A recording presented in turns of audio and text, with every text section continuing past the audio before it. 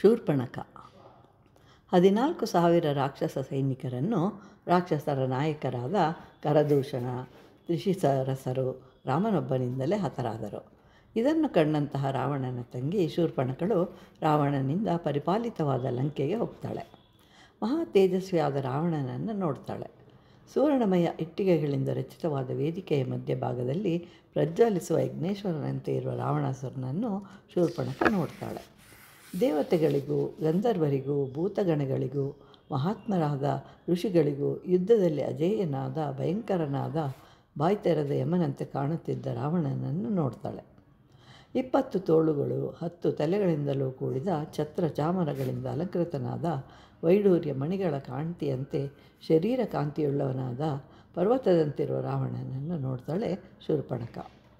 ಅಣ್ಣ, ನೀನು ಪ್ರಮಿತ್ತನಾಗಿರುವೆ, ಕರ್ಮದಲ್ಲಿ ವರ್ತಿಸುತ್ತಿರುವೆ, ಆದರೆ ಘೋರವಾದ ಭಯವು ಸನ್ನಿಹಿತವಾಗಿದೆ. ಇದೆಲ್ಲ ನೀನು ಮೊದಲೇ ತಿಳಿದುಕೊಳ್ಳಬೇಕಿತ್ತು, ಆದರೆ ನೀನು ತಿಳಿದುಕೊಂಡಿಲ್ಲ. ಯಾರು ಕಾಮವಶರಾಗಿ ವರ್ತಿಸುವರೋ, ದೇಶವನ್ನು ರಕ್ಷಿಸುವುದಿಲ್ಲವೋ ಅವರು ಸಮುದ್ರದಲ್ಲಿ ಮುಳುಗಿದ ಪರ್ವತಗಳಂತೆ ಪ್ರಕಾಶಿಸುವುದಿಲ್ಲ.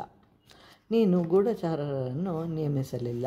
ನಮ್ಮ ಜನರು ನಾಶವಾದ ವಿಷಯವೇ ನಿನಗೆ ತಿಳಿದಿಲ್ಲ. 14,000 ರಾಕ್ಷಸರು ಕರದೂಷಣರನ್ನು ರಾಮನೊಬ್ಬನೇ ಹತ ಮಾಡ್ತಾನೆ.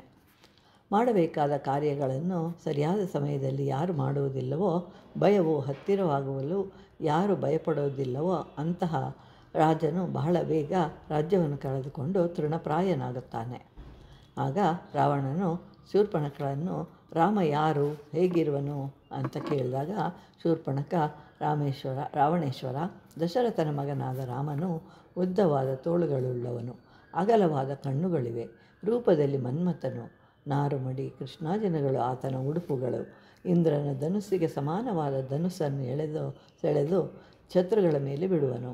ರಣರಂಗದಲ್ಲಿ ಯುದ್ಧ ಮಾಡುವಾಗ ಬಾಣಗಳನ್ನು ಬತ್ತಳಿಕೆಯಿಂದ ತೆಗೆದುಕೊಳ್ಳುವುದಾಗಲಿ, ಧನುಸ್ಸಿಗೆ ಅನುಸಂಧಾನ ಮಾಡಿ ಕರ್ಣಾಂತದವರೆಗೂ ಸೆಳೆಯುತ್ತಿದ್ದುದಾಗಲಿ, ಬಾಣಗಳು ಬಿಡುತ್ತಿದ್ದಾಗಲಿ ಕಾಣುತ್ತಿರಲಿಲ್ಲ. ಲಕ್ಷ್ಮಣನೆಂಬ ಹೆಸರಿನ ಅವನ ತಮ್ಮನೂ ವೀರ್ಯವಂತನು.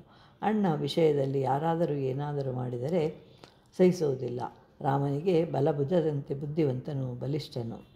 ಸೀತೆ ಅವನ ಧರ್ಮಪತ್ನಿ, ಪೂರ್ಣಚಂದ್ರನಂತೆ ಮುಖವುಳ್ಳವಳು, ರಾಮನಿಗೆ ಬಹಳ ಪ್ರಿಯಳು. ಸುಂದರವಾದ ಕೇಶರಾಶಿ, ಅವನದು ದೇವತೆಯಂತಿರುವಳು, ವಿದೇಹ ರಾಜನ ಮಗಳು.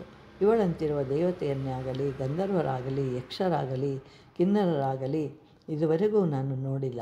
ಅಪ್ರತಿಮ ರೂಪವತಿ, ನಿನಗೆ ಭಾರ್ಯೆಯಾಗಲು ಅರ್ಹಳು. ಒಂದು ವೇಳೆ ನಿನಗೆ ಅವಳನ್ನು ಪತ್ನಿಯಾಗಿ ಮಾಡಿಕೊಳ್ಳುವ ಇಚ್ಛೆ ಇದ್ದರೆ ಈ ಕ್ಷಣದಲ್ಲಿಯೇ ಹೊರಡು. ರಾಮನನ್ನು ಕೊಂದು ನಿನಗಾಗಿ ಪ್ರಾಣ ಬಿಟ್ಟು ಪರಲೋಕದಲ್ಲಿರುವ ರಾಕ್ಷಸರೆಲ್ಲರಿಗೂ ಸಂತೋಷವಾಗಲಿ ಅಂತ ಹೇಳಿ ಹುರಿದುಂಬಿಸ್ತಾಳೆ ಶೂರ್ಪಣಖ ರಾಮನಿಗೆ.